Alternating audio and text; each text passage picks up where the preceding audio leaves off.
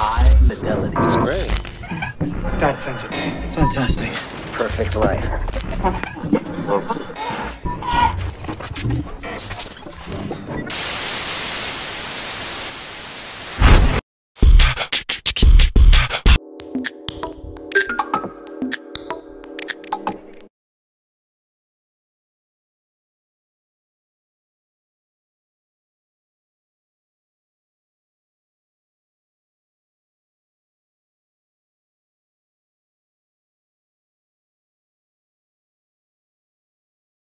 Ouais, ça marche. Bonsoir et merci. J'ai jamais vu une salle aussi remplie. On est vraiment content que vous soyez là. Voilà, je ne vais pas ajouter un grand discours à deux grands discours, mais je voulais juste vous rappeler un petit peu, pour ceux qui nous connaissent mal ou pas, que donc c'est la 7e édition de ces rencontres annuelles. La première a eu lieu en 2008. Et ma foi, nous ne savions pas à l'époque que nous aurions une descendance. Mais voilà, c'est le cas. On ne sait jamais très bien ce qu'on fait. Et ce qu'on fait nous dépasse un peu toujours.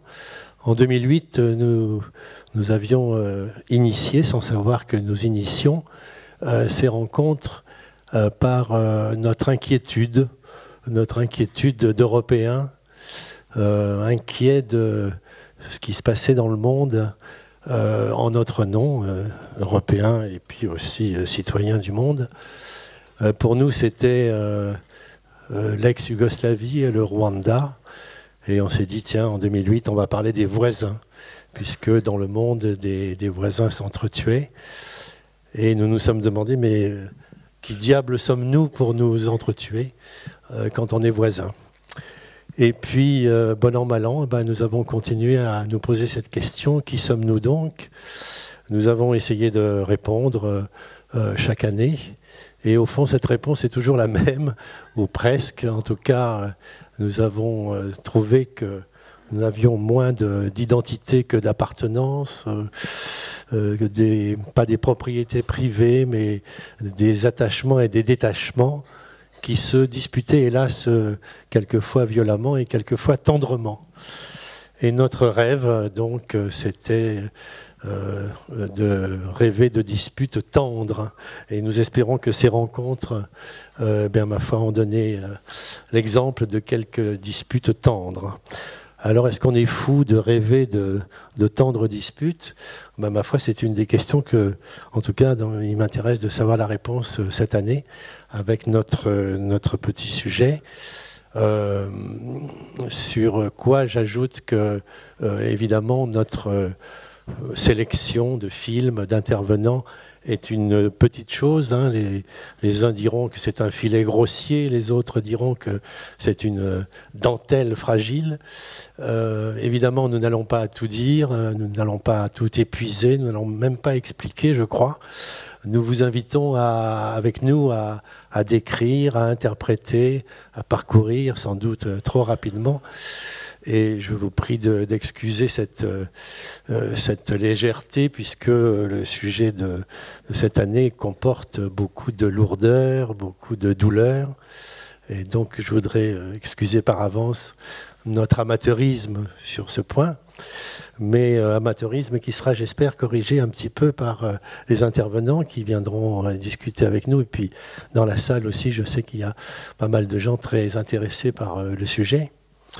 Voilà, je voulais juste enfin vous rappeler le dispositif. On va commencer par la projection, toujours, on commence par la projection. Ensuite, le débat avec les gens qui viendront s'installer ici, mais aussi et surtout peut-être avec vous dans la salle. Hélas, un seul micro sans fil se baladera dans la salle. On en a demandé 2, mais voilà, notre ville est pauvre et il n'y a qu'un seul micro pour la salle. Oui, on en discutera plus tard. Enfin, je voudrais vous rappeler d'éteindre vos portables, parce que le chef technicien a dit qu'il fallait éteindre les portables. Donc, merci de le faire. Le sujet le film de ce soir, Monsieur Richard, c'est lui le réalisateur, il passe pour se montrer, est un scoop, et il faut vraiment le remercier beaucoup parce que c'est quasiment une première mondiale. Le film que nous allons voir vient de sortir de ses mains et de son équipe.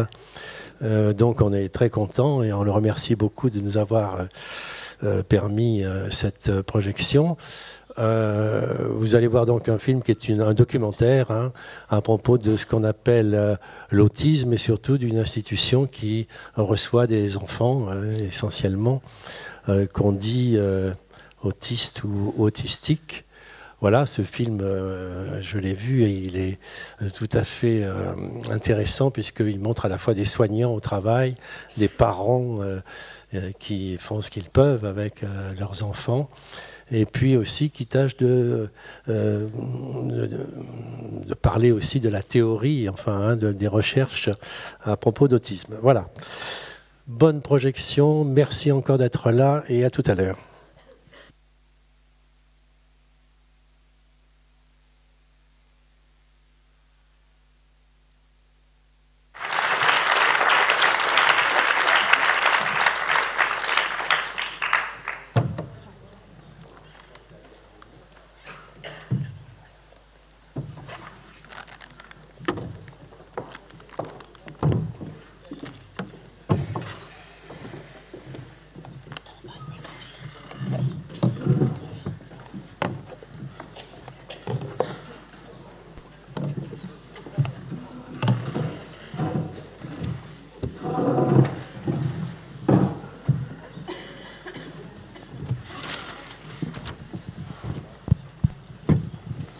Bon, ben voilà qu'il nous fait entrer de plein pied dans pas mal de choses.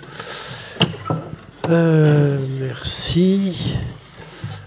Je vous propose d'écouter de brèves interventions de nos intervenants qui sont prévenus d'être brefs.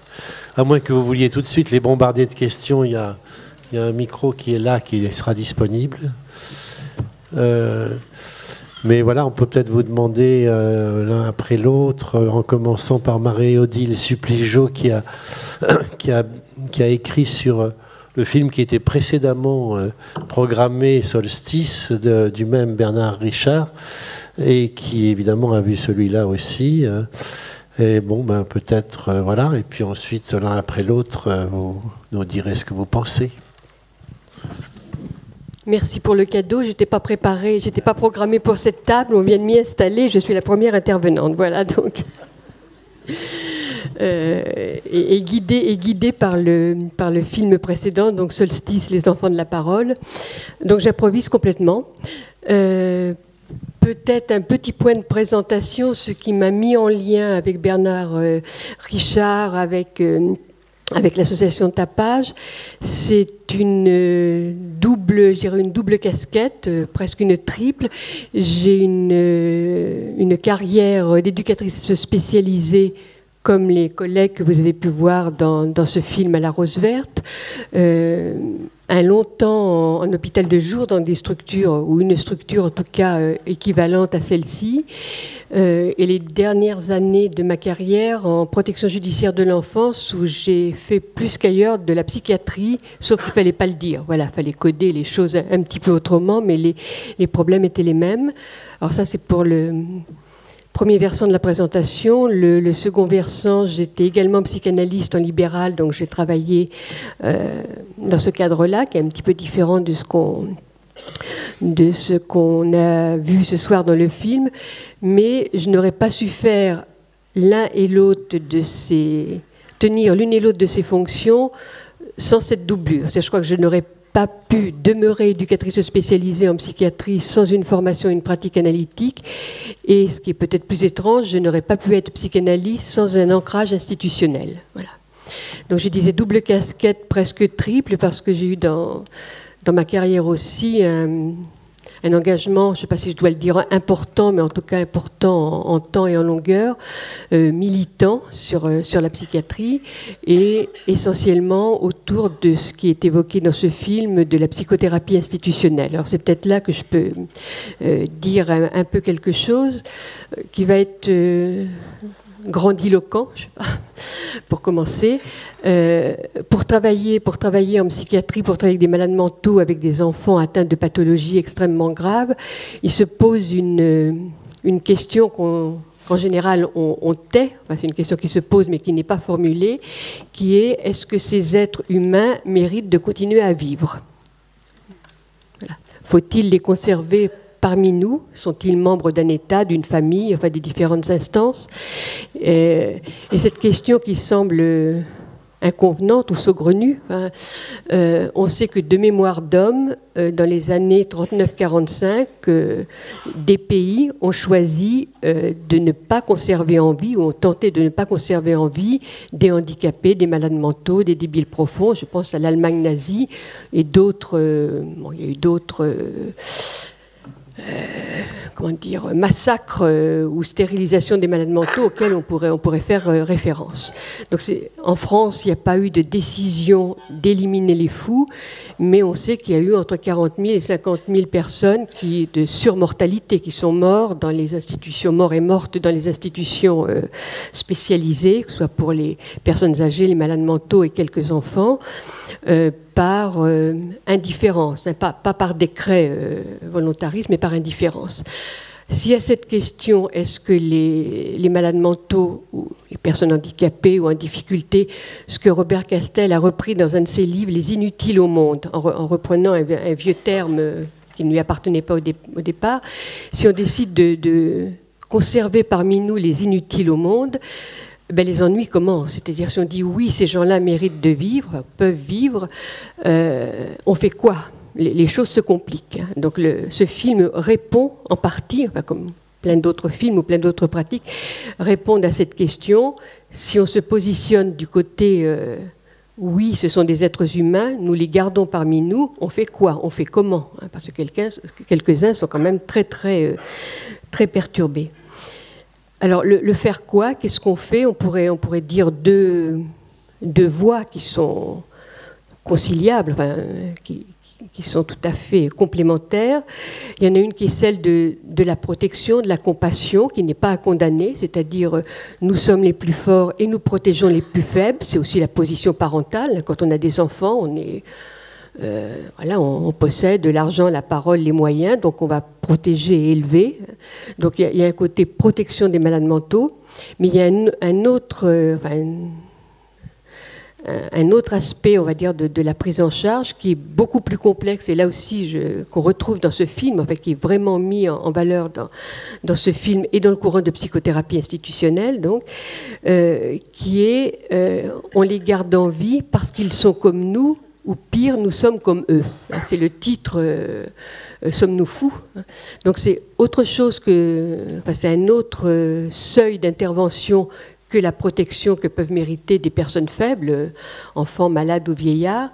C'est non seulement ils sont faibles, mais nous pouvons nous identifier, nous pouvons nous reconnaître dans leur pathologie. Alors voilà, c'est un petit peu ce qui me venait, ou ce qui m'est venu en revisionnant ce film que je trouve absolument splendide. Hein, voilà. Et peut-être un dernier point, et puis après on verra un peu comment on peut répondre à d'autres questions. Un point avec lequel on a bavardé un petit peu cet après-midi avec Bernard Richard, sur faire ou ne pas faire des documentaires de ce type, hein, que ce soit Solstice, que ce soit le film sur la rose verte. Vous en avez peut-être vu d'autres. Il y a eu le film sur le Courtil qui est sorti dans les salles, je ne sais pas si quelques-uns, qui est aussi une institution d'enfants au nord de la France, un film tout à fait intéressant. Comment mettre en exergue des lieux de qualité qui peuvent être emballants, comme ça on dit c'est formidable, enfin des lieux de référence, il y en a d'autres dans la littérature, hein, sans faire tomber dans l'oubli ou sans presque détériorer l'image des lieux ordinaires qui sont tout aussi, souvent tout aussi soignants, pertinents, admirables dans le travail des professionnels, mais non médiatisés. Voilà, c'est un petit peu la question de la médiatisation. Comment faire pour se fédérer autour d'expériences du type de celle-ci sans faire tomber dans l'oubli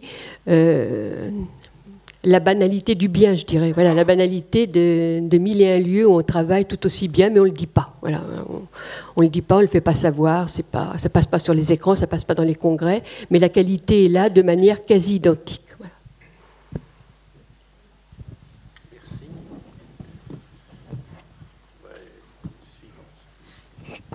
Mais moi, je suis tout à fait d'accord avec vous. J'ai eu la chance de connaître de près un lieu qui est assez mythique en psychothérapie institutionnelle, mais moi, je reste très sensible à tous les dévouements, dont celui dont témoigne ce film. Mais en tout état de cause, moi, j'ai vécu une enfance. Enfin, on est un certain nombre d'enfants à avoir vécu une enfance dans un collectif soignant de psychothérapie institutionnelle dans lesquels nos parents s'étaient dévoués et vivaient avec les malades mentaux. Et donc, voilà, moi, moi, je ne suis pas un soignant. On était dans une position où on n'était ni soignant, ni soigné, ni à proprement parler membre de la famille des gens qui étaient malades. Simplement, j'ai voulu parler de ce sentiment de collectif qu'enfant, on a vécu absolument sans préjugés. Et voilà, c'est, je pense, l'objet de ma présence ici. Merci. Donc, moi, je suis Bernard Garot, je suis médecin neurologue égaré dans la psychiatrie, depuis toujours. Donc, depuis 15 ans à la Fondation John Bost, donc, qui est une institution à 8 km d'ici. Et avant, j'ai travaillé donc 20 ans au CHU à Tours, dans un hôpital de jour, où on s'occupait d'enfants à peu près de ceux qui sont montrés ici. Alors j'ai vraiment trouvé ce film absolument remarquable à plus d'un point. Premièrement, je suis bien content que ce soit dans un hôpital de jour, parce qu'aujourd'hui, les hôpitaux de jour sont extrêmement décriés, et je trouve que c'est vraiment très très bien que ce soit montré, et que ce soit un hôpital de jour qui soit montré et mis en valeur. La deuxième chose que je trouve intéressante dans ce film, alors là, c'est peut-être l'œil du clinicien, c'est l'extrême diversité de la symptomatologie qu'on retrouve. Et ça, c'est vraiment bien montré, bien décrit. Le troisième point, c'est le travail du lien. Alors ça, c'est le point fondamental, avec une très grande cohérence, je trouve, dans la prise en charge dans l'établissement. Et puis, ce que j'ai beaucoup apprécié dans ce film, c'est que ce n'est pas du tout un film dogmatique. Il y a beaucoup d'intervenants, chacun avec ses convictions et ses théories. Et néanmoins, on a l'impression que tout baigne, et justement parce qu'il y a une grande cohérence dans la prise en charge. Et ça, je trouve ça extrêmement riche. Alors après, il y a des petits détails qui sont intéressants dans le film.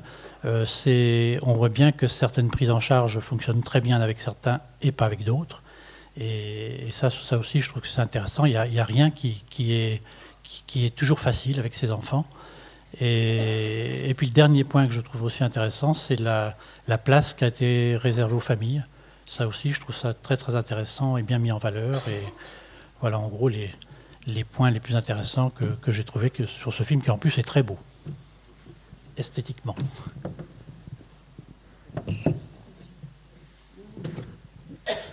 Bonjour, Anne Guérien, moi je suis sociologue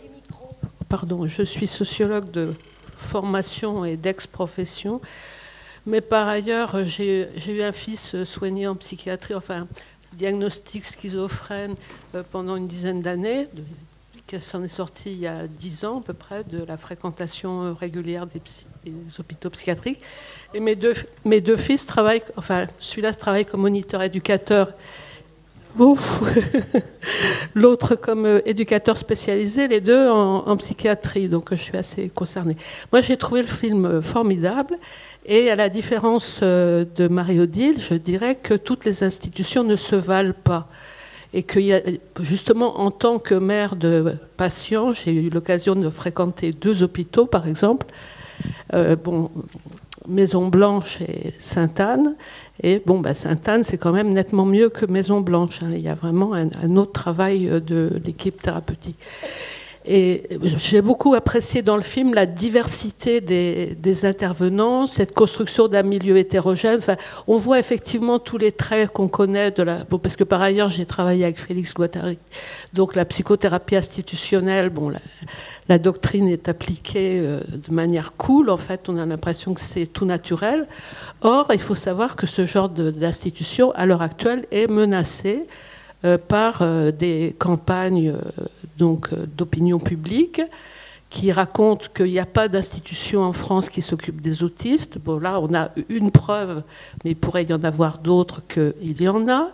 Et puis aussi par des méthodes américaines ou d'autres pays qui veulent en fait travailler, ce qu'on appelle le comportementalisme, et une hostilité complète à la perspective psychanalytique, avec l'idée qu'on va rééduquer les autistes à être un peu immédiatement presque comme des gens normaux. Or, en fait, on le sent bien dans le film, ils ont chacun une problématique, et ce n'est pas simplement que des problèmes de comportement. Donc, j'ai été très intéressée par le film et j'espère qu'il y en aura d'autres sur d'autres institutions aussi intéressantes que celle-là. À travers le film, j'ai eu la parole pendant 1h30, donc je ne crois pas nécessaire de faire un long exposé. Donc je suggère qu'on passe aux questions de la salle, qui, elle, est très pleine. Il ne reste peut-être pas suffisamment de temps. Moi, je suis d'accord avec ce que Mme Carrien vient de dire. Évidemment, ces institutions sont attaquées et sont attaquées de façon peu loyale, d'ailleurs. Bonsoir. Je voudrais savoir ce qui vous a donné envie de parler de ce sujet et dans votre histoire, de traiter de cette question et à cet endroit-là. Enfin, voilà. Alors, les circonstances sont les suivantes. J'ai un neveu qui est autiste, qui aujourd'hui a 37 ans. À l'âge de 12 ans, il est entré dans une institution qui s'appelle Solstice. Cette institution a été fermée en 2005. Ça m'avait particulièrement indigné. J'ai rencontré des gens qui avaient travaillé dans cette institution et l'idée de film est partie du premier film Solstice sur l'indignation face à cette fermeture qui avait tué Solstice, en gros. Il s'est avéré très vite que raconter la mort de l'institution sans raconter ce qu'on y faisait n'avait aucun sens. Et ce qu'on y faisait a pris 70 minutes et la mort est restée sur 10 minutes à la fin. Voilà, donc ça c'est une première chose. Et puis, le psychanalyste qui était le fil rouge de ce premier film, qui tenait un peu le fil rouge. Son épouse est psychiatre, psychanalyste à la Rose Verte. Elle a dit à l'époque qu'il faudrait faire un film sur la Rose Verte. Alors je lui ai dit qu'il faudrait trouver un peu d'argent. Elle m'a dit combien. Je lui ai dit voilà combien. Alors je dis au passage que ce film a coûté à ce jour à peu près 15 000 €. À comparer... Non pas qu'il n'y a pas de concurrence, mais le film de Mariana Otero a coûté 35 fois plus. Hein, c'est-à-dire, c'est pas le même type de moyens, quoi. Hein. C'est un film qui s'appelle À ciel ouvert. À ciel ouvert et qui sort actuellement. Donc c'est un film qui a été fait avec des moyens modestes, mais avec des moyens, avec quelques moyens. Et voilà, ça s'est fait comme ça. Donc elle a trouvé les 20 000 € grâce à les bonnes relations qu'elle entretient avec le centre hospitalier d'Alès. Et puis il a fallu le faire, voilà. Mais ça m'intéressait sous l'angle comment ça marche, comment ça soigne, qu'est-ce qu'on soigne, comment le fait-on. Voilà, c'est ça que j'ai... Ah oui, ils m'ont laissé liberté totale. C'est-à-dire que ce n'est pas un film institutionnel. Et s'il y a une sympathie critique face à cette institution, c'est ma sympathie critique. Ce n'est pas dicté par l'institution. Même si, bien sûr, j'ai demandé beaucoup d'explications, parce que je ne suis pas psy, donc j'avais besoin d'aide. Moi, je vais poser une question. Est-ce que les uns ou les autres, vous pouvez nous éclairer un petit peu sur le terme de psychothérapie institutionnelle? Parce que, c'est vrai, c'est une vaste question, mais M. Hockman, dans le film, dit c'est l'institution souriante, si j'ai bien compris. Soignante, mais je vois aussi qu'il est très attentif à la diversité, à la singularité, il dit l'autisme, c'est pas ce qu'on croit. Enfin bref, psychothérapie institutionnelle est un terme un peu technique. Est-ce qu'on peut le traduire?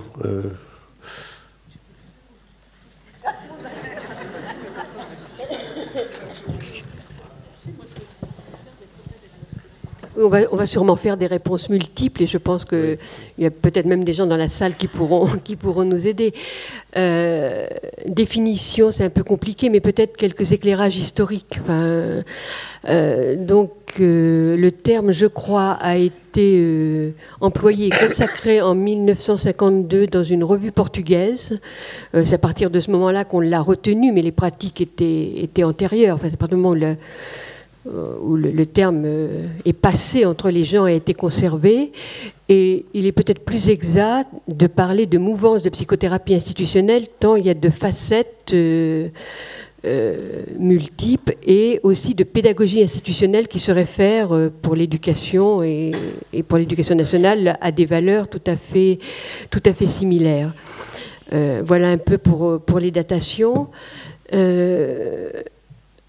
Dans les années après la guerre, les soignants en psychiatrie étaient peu ou prou, selon leur trajectoire personnelle, sous le choc de ce qui s'était passé pendant la Deuxième Guerre mondiale, y compris les camps de concentration ou d'internement où certains psychiatres, soignants avaient été emprisonnés pour cause d'idées politiques, de résistance. Enfin, et à leur retour, ils disaient qu'ils avaient vécu l'asile de l'intérieur. C'est aussi vrai de Bruno Bettelheim de son côté, enfin, qui de son internement a tenté de théoriser le soin, mais de son expérience personnelle. Donc le choc de la guerre, alors j'ai dit tout à l'heure les morts des malades dans les asiles, mais pour les soignants, l'internement dans des prisons ou dans des camps, qui a amené à une réflexion sur qu'est-ce qui soigne, enfin voilà.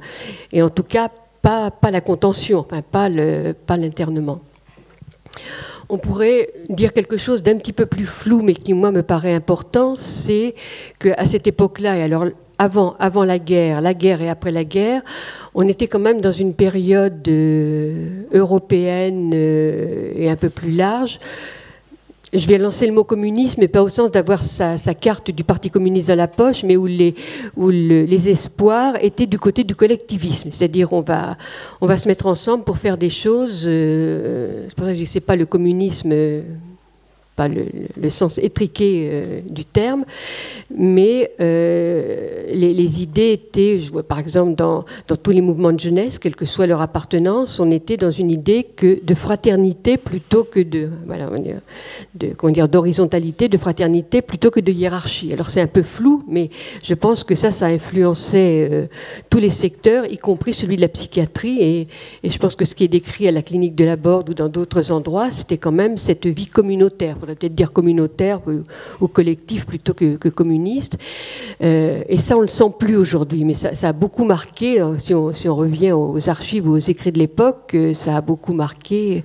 Alors en pédagogie institutionnelle, c'est encore beaucoup plus net. C'était l'influence du scoutisme. Enfin, on a mis les enfants en groupe de vie, voilà, avec des gens pour s'en occuper. C'était plus la masse de 40, 60 ou 80 enfants indifférenciés dans une institution. Et puis l'élément peut-être le plus structurel ou caractéristique de la psychothérapie institutionnelle, qu'on va référer à une personne, mais comme d'habitude, on est un petit peu dans la légende. François Toscaïès à l'hôpital de Saint-Alban, c'est un psychiatre d'origine catalane, réfugié en France pour sauver sa peau au moment de la guerre d'Espagne, qui a donc travaillé en Lozère dans cet hôpital de Saint-Alban pendant cette période de guerre, et qui, là, mais dans d'autres endroits, mais bon, lui a fait on va dire, a fait un peu légende et est devenu l'image forte et la référence historique de la psychothérapie institutionnelle. Pour éviter cette mort des malades à l'intérieur d'un hôpital qui était encore très asilaire, tenu par des religieuses à l'époque, a pris l'option d'ouvrir, on va dire, d'ouvrir l'asile et de permettre que les malades, les pensionnaires, les soignants aillent à l'extérieur pour manger, c'est-à-dire aillent travailler avec les paysans du village d'à côté, rapportent des pommes de terre, du poulet, aillent ramasser les champignons. Enfin, bon, il y a eu comme ça une ouverture du lieu d'enfermement sur le monde extérieur pour la survie. Et ce qu'ont constaté les personnes qui travaillaient dans cet hôpital, et ce que plus tard, quelques décennies plus tard, on a, nous, alors là, moi je peux témoigner, continuer à constater, c'est que quand on ouvre sur l'extérieur ou quand on change les modalités de prise en charge, la clinique se modifie.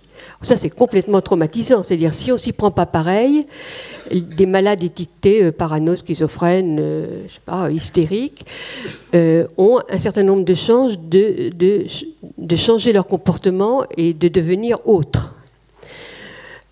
Donc c'est un peu dans cet après-coup qu'on a parlé de psychothérapie institutionnelle. C'est le constat que ouvrir change les conduites, que des mutiques se mettent à parler. Enfin, c'est pas miraculeux, hein.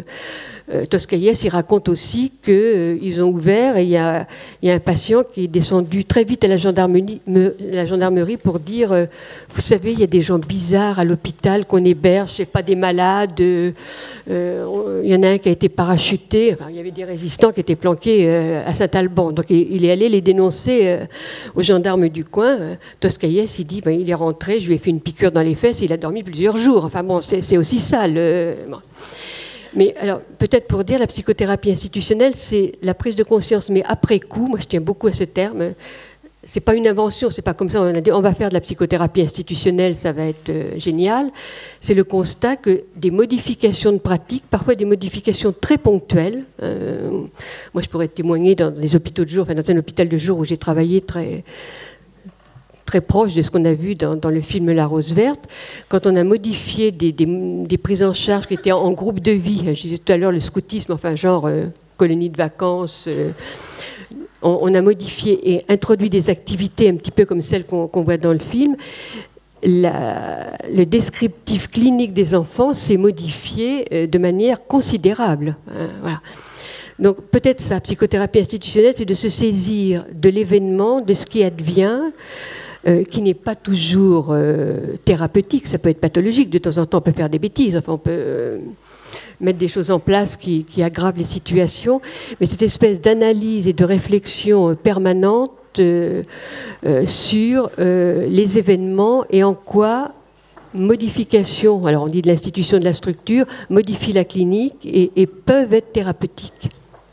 Alors deux références, la psychanalyse, le marxisme, on aurait pu définir comme ça, je pense qu'on y viendra, et le dernier point de cet après-coup, donc à partir des années 50-52, c'est que c'est instituer les constats qui avaient été faits de modification de comportement quand on modifie les conditions de prise en charge, et la mise en œuvre de ce qu'on a appelé les clubs, c'est-à-dire des associations de patients ou des associations de soignants, qui ont été ensuite, je veux dire, enregistrées par l'État, qui sont des choses officielles, donc permettre aux patients et aux soignants de s'associer pour pouvoir gérer toutes ces activités, que ce soit pas, comme je disais tout à l'heure, de la bonne volonté, on y va, il y a de la bonne volonté, mais que ce soit officialisé et voilà, et travaillé. Oui.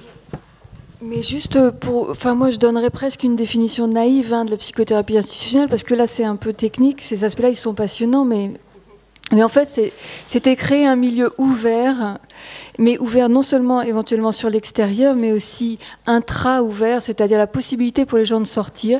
C'était aussi l'indistinction du costume, c'est-à-dire pas de costume soignant, pas de costume particulier pour les soigner, tout le monde en costume de ville, donc ça c'était une deuxième mesure, et je dirais que la troisième, en tout cas c'était dans la psychothérapie institutionnelle de Laborde, et pour les adultes, en tout cas, c'était un lieu de parole, la possibilité pour les malades de s'exprimer littéralement par le dialogue, mais aussi parfois de façon intempestive. Donc je dirais, si on devait donner une définition simple, hein, très très simple du dispositif, parce que c'était ça, la révolution, c'était vraiment que dans un lieu où il n'y a pas de porte fermée, il n'y a pas d'interdiction de circulation, les gens pouvaient à ce moment-là composer des itinéraires selon leurs affinités, leurs besoins du moment, et selon aussi les ateliers qui sont proposés, qui sont comme les ateliers dans le film, danse, etc. Voilà. Alors ça, c'est une définition d'usager enfant que j'ai pu être. La liberté de parole étant aussi celle des soignants.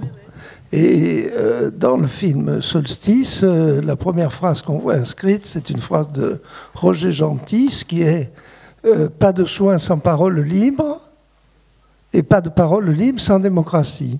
Si, par exemple, lorsqu'il y a les réunions de supervision, de régulation, etc., les gens n'ont pas le droit de parler et de dire vraiment ce qu'ils ressentent, le processus thérapeutique ne peut pas se produire.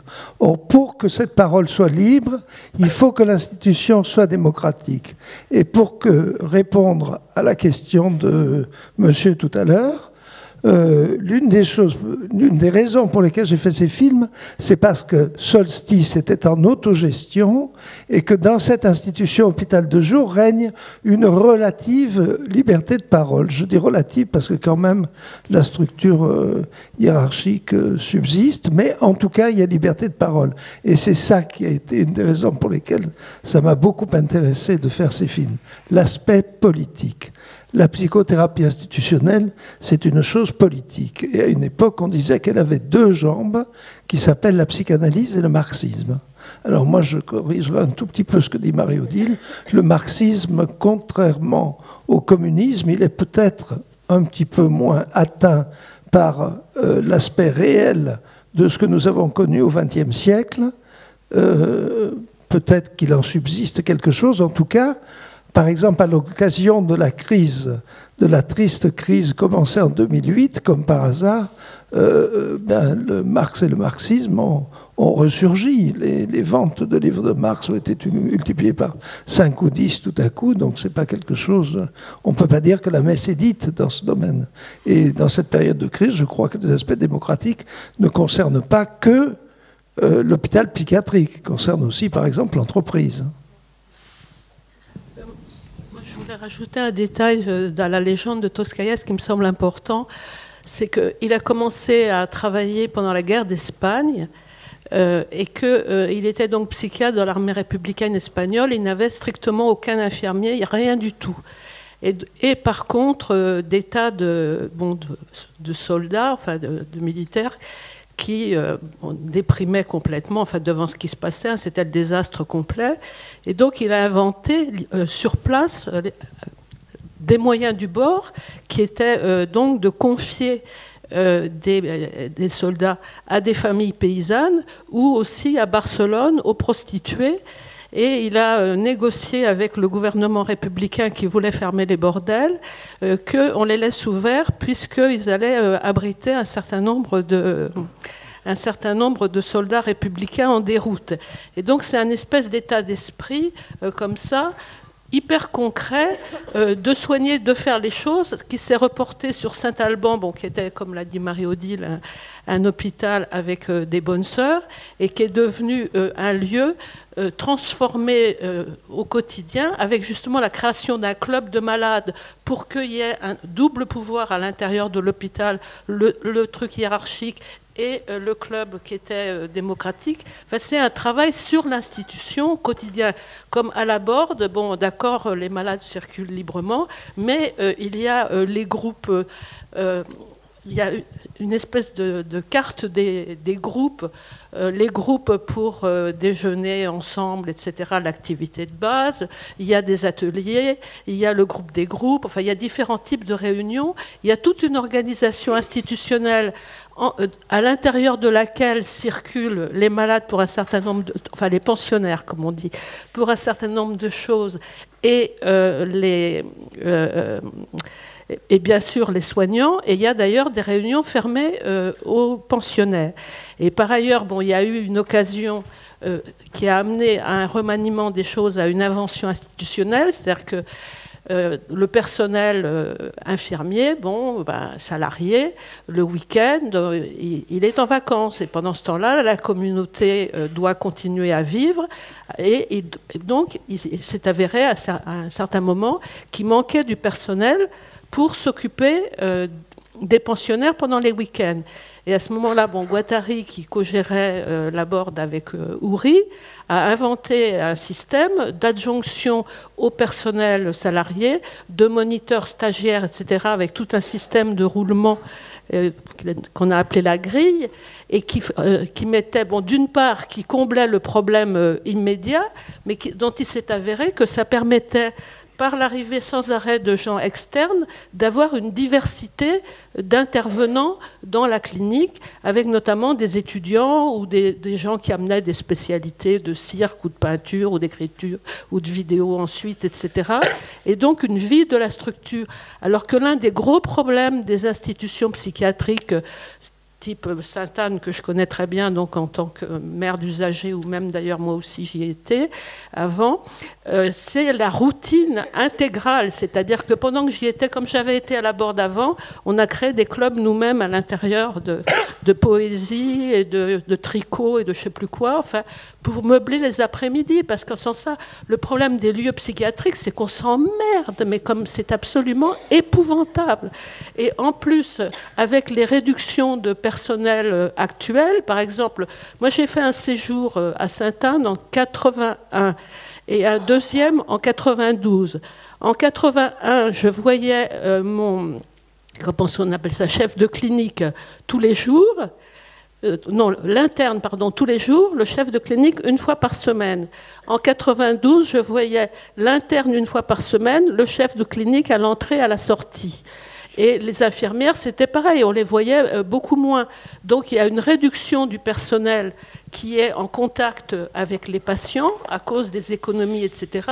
Et si les patients ne s'organisent pas eux-mêmes et on les laisse, ils sont très contents qu'on s'organise à faire des clubs de poésie, de chansons et de tout ce qu'on veut. Bon, il y a des ateliers d'ergothérapie, mais c'est rien du tout. Et c'est pas très intégré à la structure, c'est ouvert vers l'extérieur plutôt.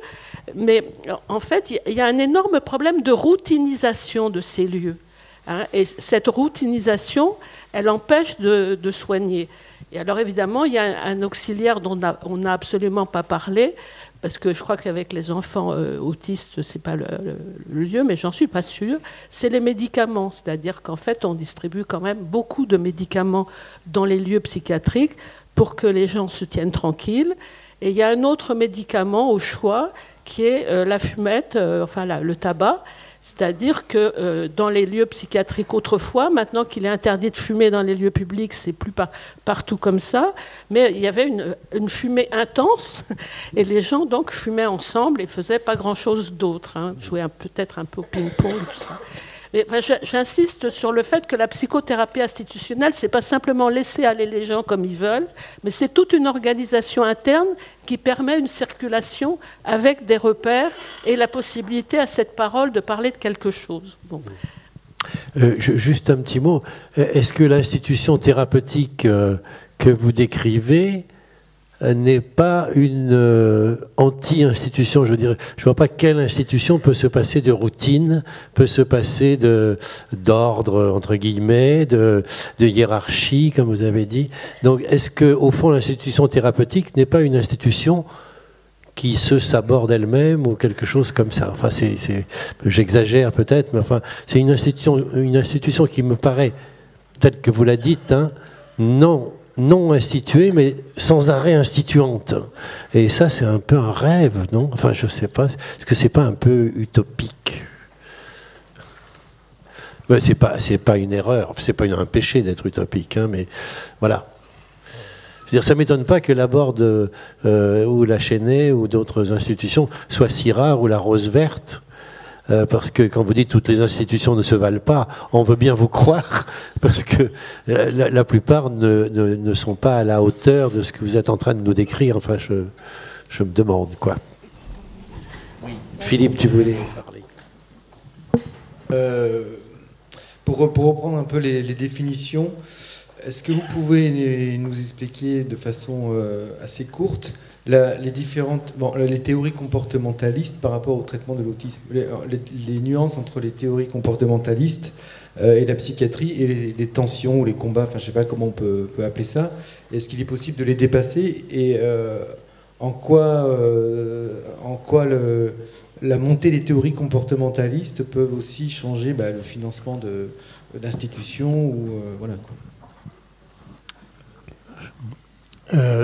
D'abord, je voudrais juste préciser une petite chose. Tout ce qui n'est pas psychanalyste, c'est pas forcément comportementaliste. Ça, c'est déjà un premier point quand même qu'il faut... C'est un peu la tendance qu'on a dans notre pays. Ce qui n'est pas psychanalyste, c'est comportementaliste. Ça raccourcit un peu rapide. Alors, ce que j'ai apprécié, par exemple, dans le film, ici, ils appliquent des méthodes, alors que certains qualifieraient peut-être de comportementalistes. Par exemple, les tableaux de programmes, le programme quotidien des résidents, les photos, etc. C'est quelque chose, on sait pertinemment que c'est très structurant. Donc c'est ça que j'ai trouvé bien justement dans ce film, c'est la diversité des approches. Je veux dire, il y a un melting pot de tout ce qu'on peut faire. Alors après, dans ce que vous dites, et ça je trouve vraiment très très intéressant. Alors après, ce qu'on peut reprocher, alors je ne sais pas si c'est aux méthodes comportementalistes, mais c'est plus à notre propre État qui nous pond des recommandations dites de bonne pratique, qui ne sont pas des recommandations puisque ce sont des obligations. Et donc ces recommandations de bonne pratique, elles ne sont pas forcément complètement inintéressantes. Il y a des choses intéressantes dedans, mais par contre, on oublie par exemple dans ces recommandations, je ne suis pas sûr que le mot angoisse figure une seule fois dans les recommandations. Or, la plupart de ces enfants, je veux dire, et adultes, moi je m'occupe d'adultes aujourd'hui, je peux vous garantir qu'ils sont particulièrement angoissés. Et là, c'est vraiment du soin. C'est ça que j'ai apprécié aussi dans le film, c'est qu'on parle de soin. On ne parle pas uniquement de méthodes éducatives pures et dures. Alors actuellement, c'est pour ça que je suis bien content que ce soit fait dans un hôpital psychiatrique, parce que, enfin dans un hôpital de jour, parce que actuellement c'est pas du tout ce qui est recommandé pour les enfants autistes. Ce qui est recommandé, c'est très rapidement des structures éducatives et purement éducatives. Et récemment, moi j'étais encore dans une commission, dans une réunion à l'ARS la semaine dernière, pour essayer de se partager le petit gâteau du plan autisme, du dernier plan autisme. Quelqu'un a dit, mais on va quand même pas encore mettre de l'argent dans l'hôpital. Dans l'hôpital. Ah, il s'est dit ça.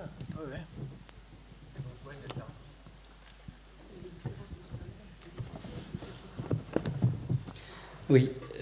Bon, mon intervention va tomber un peu à plat parce que ce que je voulais dire vient d'être dit par les questions que je voulais poser. Bernard Garot y a répondu un peu. Mais donc, une réaction peut-être à ce que disait Gilles Clamens tout à l'heure de façon peut-être un peu pessimiste. Moi qui suis formateur et qui me balade dans beaucoup d'institutions en France, je dois dire que, et ça, il faut dire merci pour ça. Enfin, moi, ça me fait du bien d'avoir vu votre film, M. Richard, parce qu'il fait écho à ce que je vois dans beaucoup d'institutions quand même. Ce que vous avez montré, et c'est tout l'intérêt de ce film, et finalement...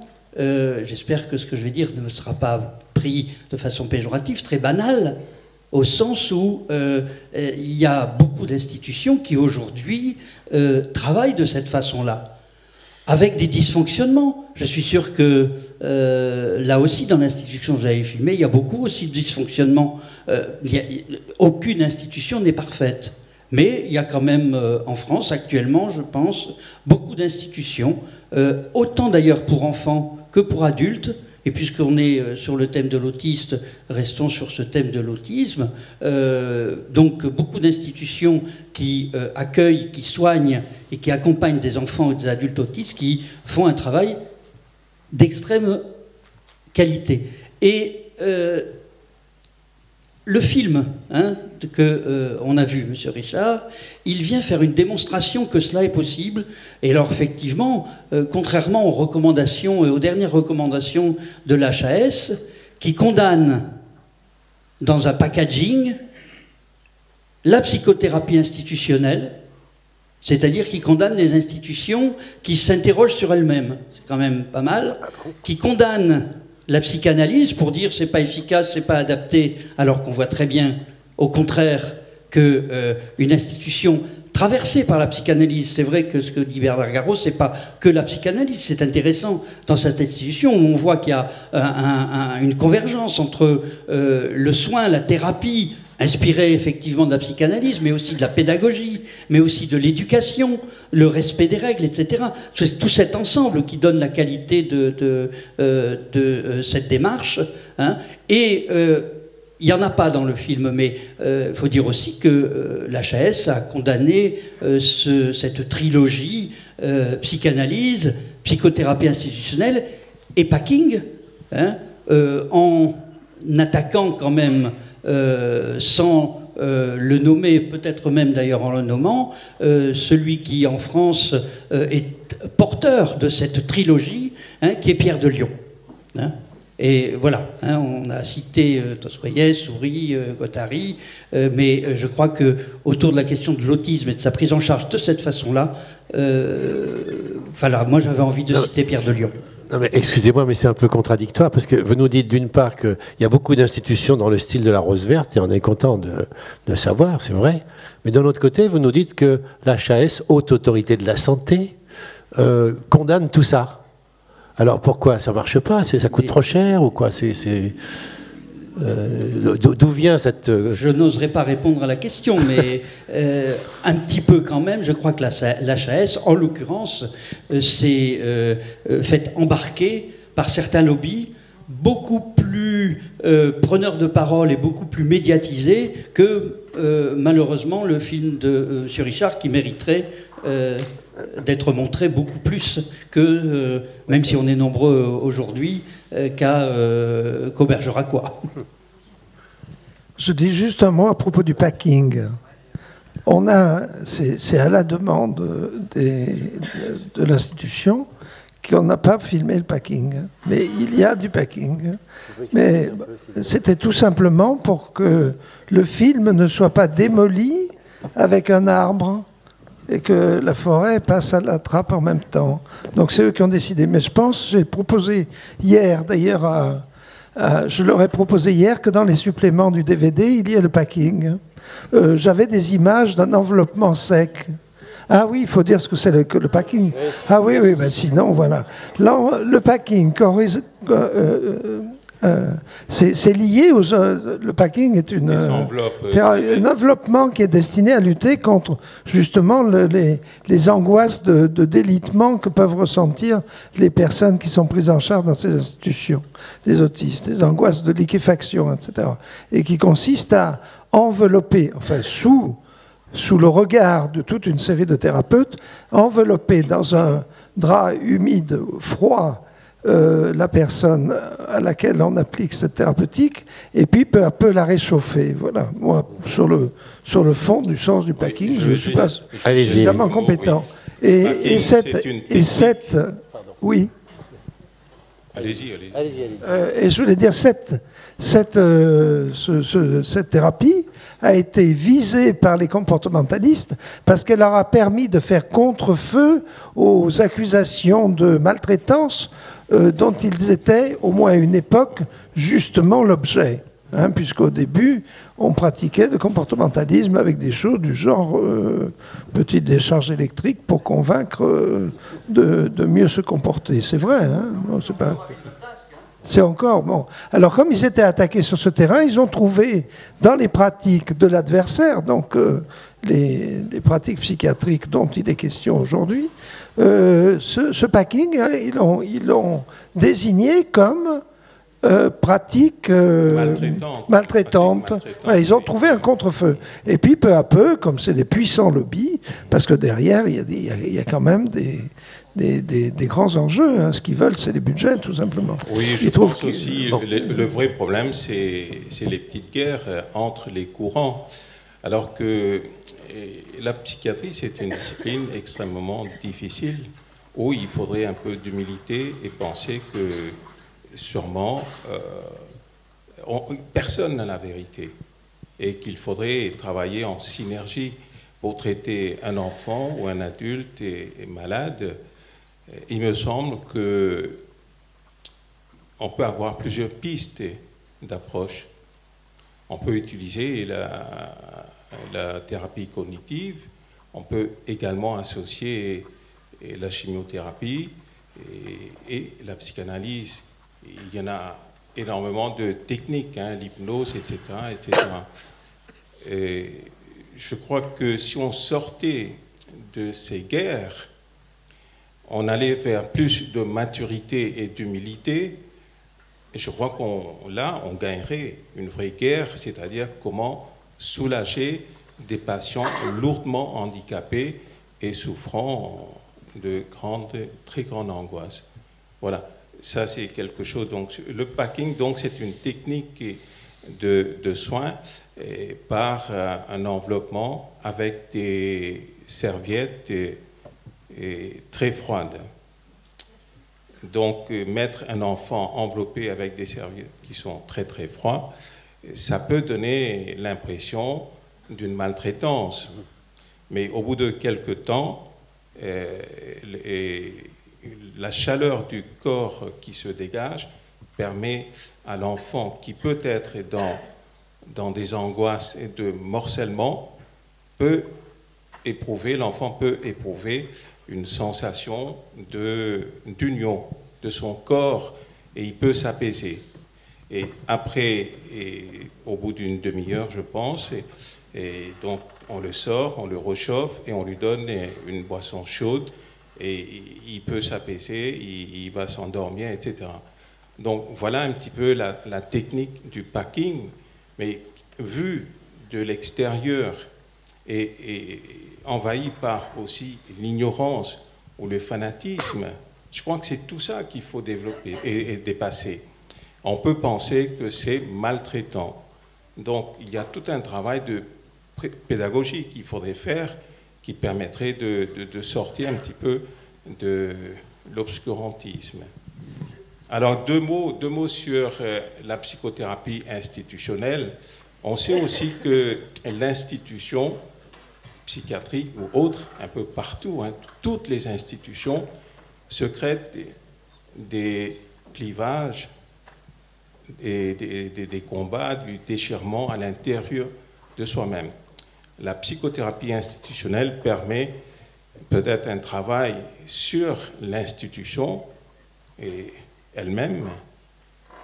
Tous les soignants donc essayent de se remettre en question, se questionnent et se mettre dans un travail de réflexion pour aller au-delà du clivage et essayer de travailler en cohérence et en synergie. Et c'est logique aussi qu'il y a des dysfonctionnements. C'est le propre même de l'institution. Et ce travail de psychothérapie institutionnelle, quand ça existe, ça permet de dépasser les dysfonctionnements et d'essayer d'aller dans un travail en synergie. Voilà, donc, après, je ne sais plus. Oui, non, merci pour ces précisions. Mais, excusez-moi, moi je ne suis pas content des réponses que vous me donnez. Je répète, vous faites état d'une part de la qualité des soins de plus en plus répandus, ou très répandus, disons, et ça c'est très bien, on est très content d'avoir vu ce film et tout ça.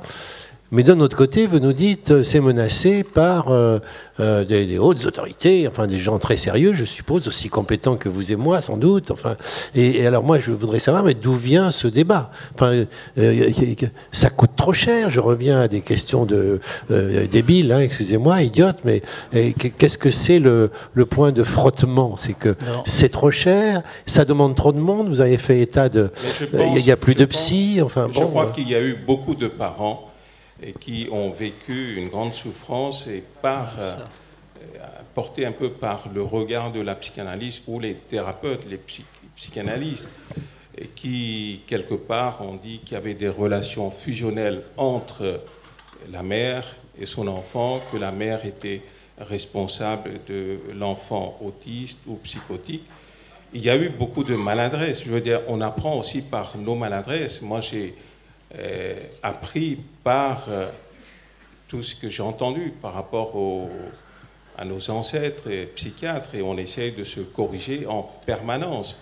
Donc les parents qui ont été blessés et meurtris par cette image ou cette culpabilité, je crois qu'il fallait aussi tenir compte de la souffrance des parents et les accompagner, les soutenir, au lieu de dire vous êtes responsable. Donc là, il y a eu quelques erreurs au départ, et tous ces parents se sont groupés avec des lobbies, etc.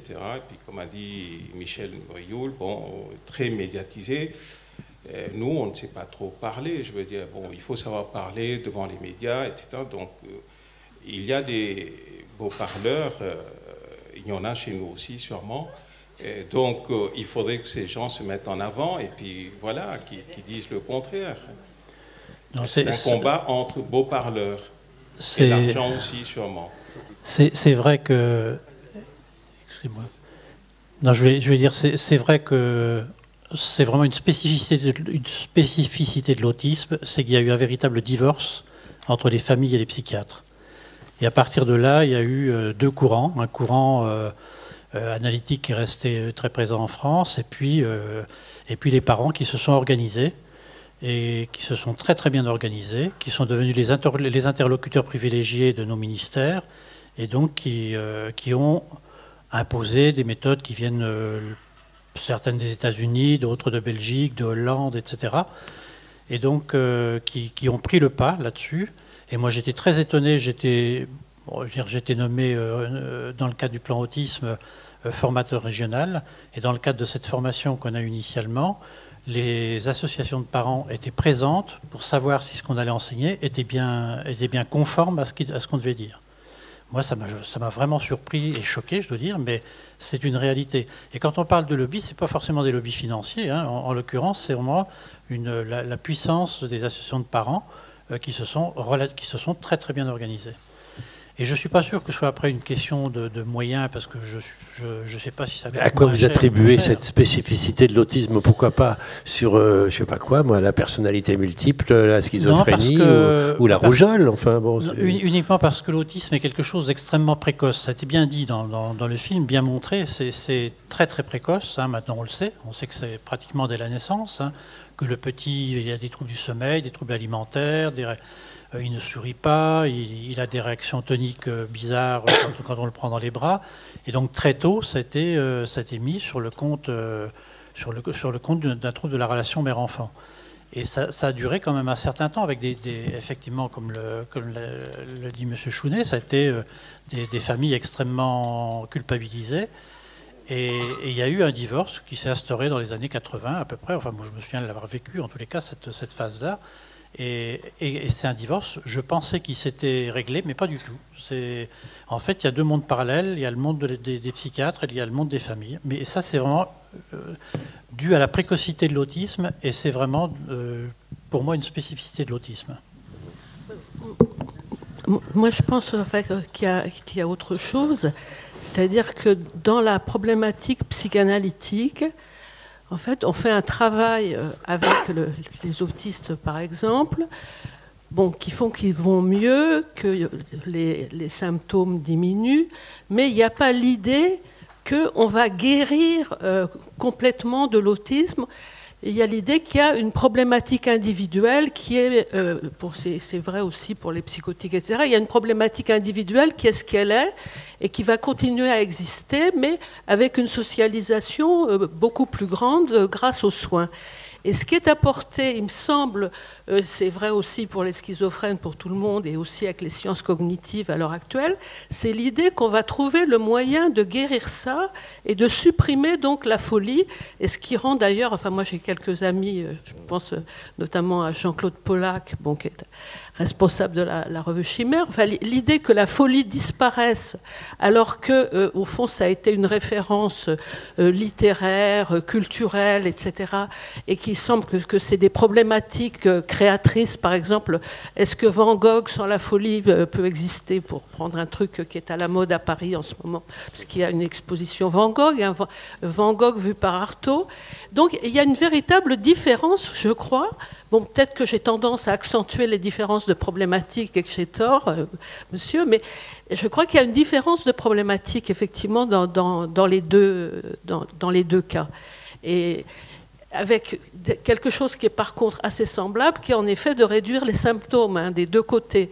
Mais d'un côté, on croit qu'en réduisant les symptômes, on a supprimé la maladie, entre guillemets, et de l'autre côté, on croit qu'en réduisant les symptômes, on a rendu la problématique socialisable.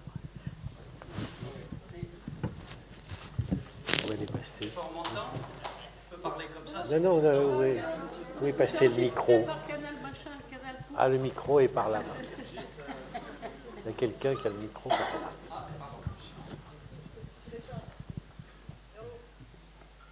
Ça marche tout seul. Ah non, il faut l'ouvrir. Il ne marche pas. Il est naze. On a perdu la batterie, c'est ça ?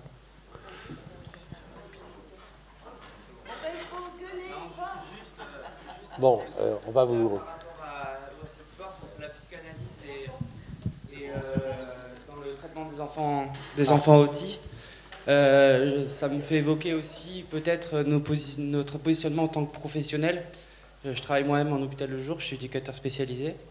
Et en fait, la question que je me pose depuis le début, c'est vrai qu'on a tout un corpus théorique qui nous accompagne, une histoire, qui fait qu'on a une réelle compétence pour accompagner les enfants autistes.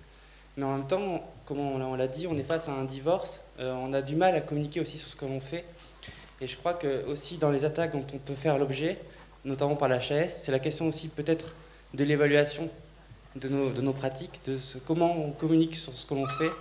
Et alors après, à nous de réfléchir sur le média à utiliser, pas forcément utiliser les fourches codines qui sont initialement prévues par les agences d'évaluation, mais essayer de trouver nos propres critères pour dire ce que l'on fait, mais vraiment d'un point de vue du récit, de la quotidienneté, de notre quotidienneté avec les enfants. Je trouve que ce film-là est, à ce titre, une belle illustration de ce qu'on peut faire. Et je pense qu'on a tout à y gagner de sortir aussi d'une culture d'entre-soi pour essayer de s'adapter aussi aux personnes que l'on rencontre, qui nous questionnent sur nos pratiques, que ce soit la société civile dans son ensemble, mais aussi les parents, d'autres professionnels, où des fois par peur aussi de se livrer de ce que l'on peut faire, je crois qu'on se cache aussi derrière un vocable, un ensemble de corpus, de concepts, qui ne sont pas datés, parce que je pense qu'ils ont leur actualité, mais qui sont peut-être aussi à réactualiser aujourd'hui. Moi, souvent, c'est vraiment un débat qui me passionne, mais souvent, quand je participe à ce genre de débat, j'entends parler de la psychothérapie institutionnelle. Et comme vous l'avez très bien dit, Madame Suppligeot, c'est un concept qui date de la fin de la Seconde Guerre mondiale. Alors, très certainement, il a encore toute son actualité, mais comment est-ce qu'on le fait vivre, comment on fait vivre la psychothérapie institutionnelle aujourd'hui en 2014 ? Voilà, c'est toutes ces questions-là, je crois aussi que nous, on doit régler en interne pour continuer à vivre et pour qu'on puisse faire valoir ce que l'on fait. Et je crois qu'on a vraiment quelque chose à faire valoir, mais simplement, peut-être aussi réfléchir à ne pas se cacher derrière un discours de victimisation, et vraiment rentrer dans une nouvelle ère de communication sur ce que l'on fait, parce qu'on fait vraiment du bon travail, je pense. Oui. Vous avez tout à fait raison. Je pense que la grande difficulté, alors peut-être plus en psychiatrie que dans les autres matières médicales, c'est qu'on ne sait pas montrer que ce qu'on fait est bien. Et je me suis fait renvoyer dans mes cordes, dans les cordes, par justement ce qu'on appelle les experts visiteurs de l'HAS. Je ne sais plus à quel propos que je leur parlais de quelque chose. Ils m'ont dit, mais prouvez que ce que vous faites est bien et on va vous croire. Et ça, c'est vrai que c'est quelque chose qu'on ne sait pas faire, ou qu'on fait mal.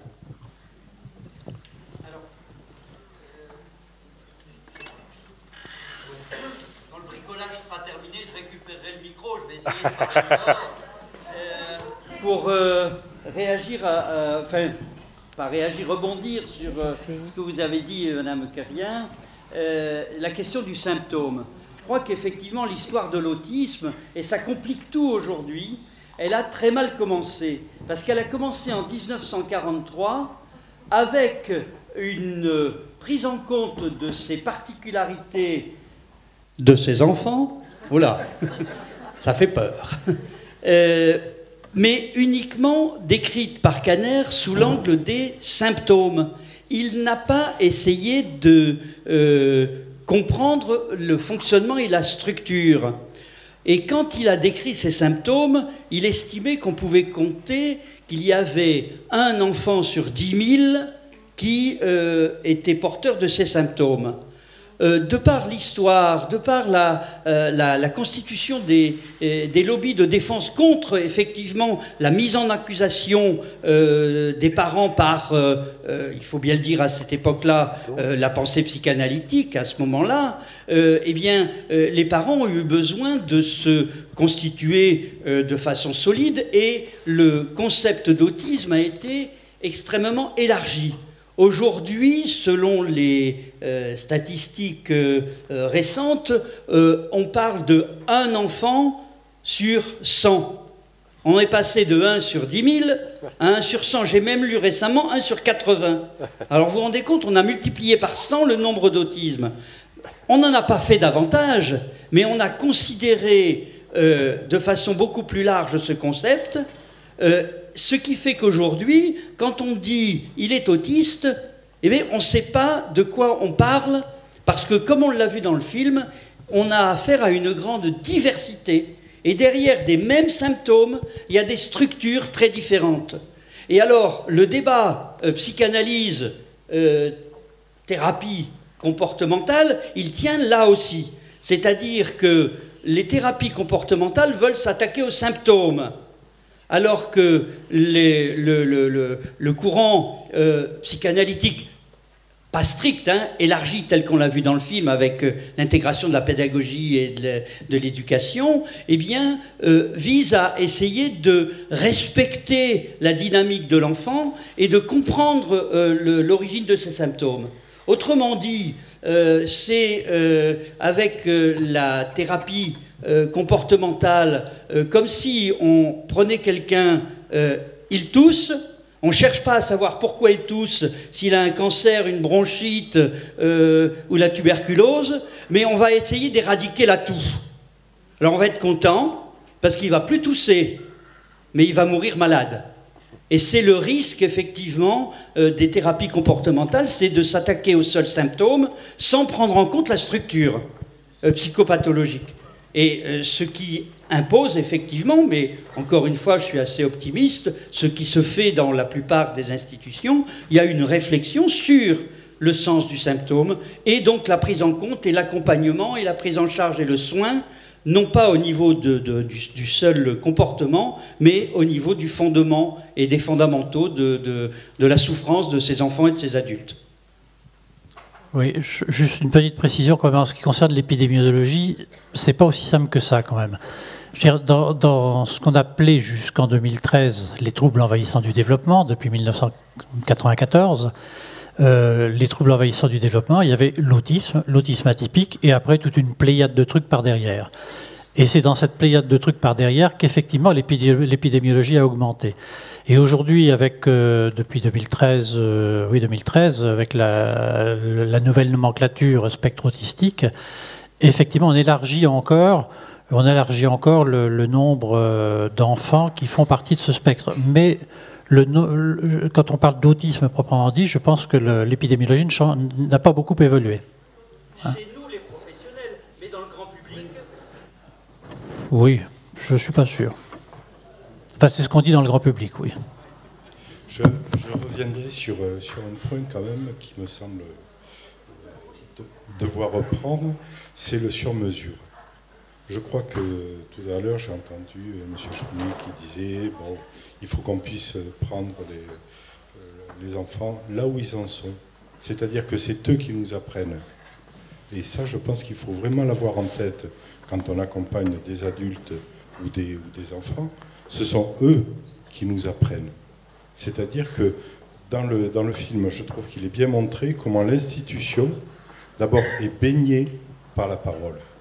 Et baignée par la parole à tous les niveaux, autant pour les soignants que pour les enfants. Et à chaque fois qu'il y a un acte, il y a de la parole qui est mise dessus.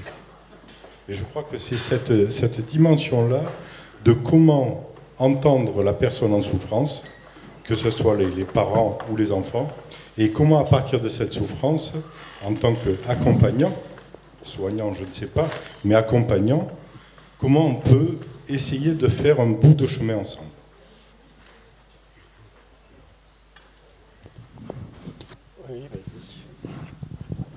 Oui, moi je ferai une hypothèse un peu molle pour répondre aux questions posées sur le conflit psychanalyse comportementaliste. Peut-être que le péché grave, pour ne pas dire le péché mortel de la psychanalyse, qui fait que nous, professionnels, on n'arrive pas à faire valoir parfois la qualité des pratiques, c'est que la psychanalyse dans les institutions a révélé que n'importe qui pouvait être en position soignante, y compris les soignés. Voilà. Et ça, c'est grave. C'est grave sur un plan hiérarchique, par exemple, si on se réfère à certaines images du film de La Rose Verte, on voit bien que ce qui est du registre du transfert ou du contre-transfert, enfin, à qui on adresse une demande, à qui un geste, un regard, un sourire ou une colère ou des larmes sont adressés et qui est donc en mesure de les accueillir et je dirais des traiter dans un premier temps, pas traiter au sens d'une cure au long cours, ça peut vraiment être n'importe qui, y compris des objets, y compris des animaux, y compris des espaces, y compris... Bon. Et les psychanalystes dans les institutions ont aidé les travailleurs, ou se sont instruits des travailleurs, on le prend par le bout qu'on veut, à mettre ça en valeur. Mais hiérarchiquement et politiquement, c'est très grave. C'est-à-dire s'il y a une transversalité, enfin une démonstration, une possibilité d'expérimenter cette équivalence, ça fait peur par rapport aux postures hiérarchiques de ce que Jean Houry appelle l'établissement, par exemple, qui est la marque de l'État dans la prise en charge. Et je pense qu'on est un peu terrorisé par ce qu'on a appris dans ces années 50, 70, 80, c'est-à-dire ça, que n'importe quel lieu, objet, personne, morceau de personne, un morceau de corps, pouvait être interpellé par les uns par les autres et que des soignés entre eux pouvaient être, à un moment donné, dans certaines circonstances, pertinents, thérapeutiques, on va dire. Voilà. Et ça, je pense que c'est pratiquement traumatique. Je pense qu'on a été traumatisé par ce savoir et qu'on est encore un peu en état de sidération, ce qui laisse le champ libre à des personnes offrant d'autres schémas de prise en charge. Je sais pas.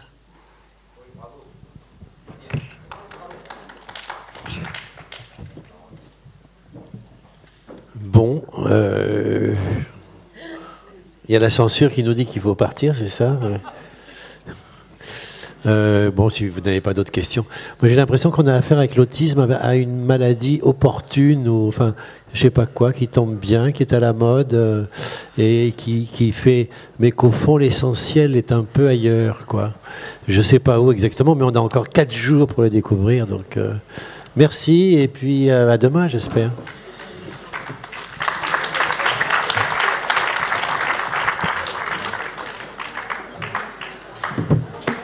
Non.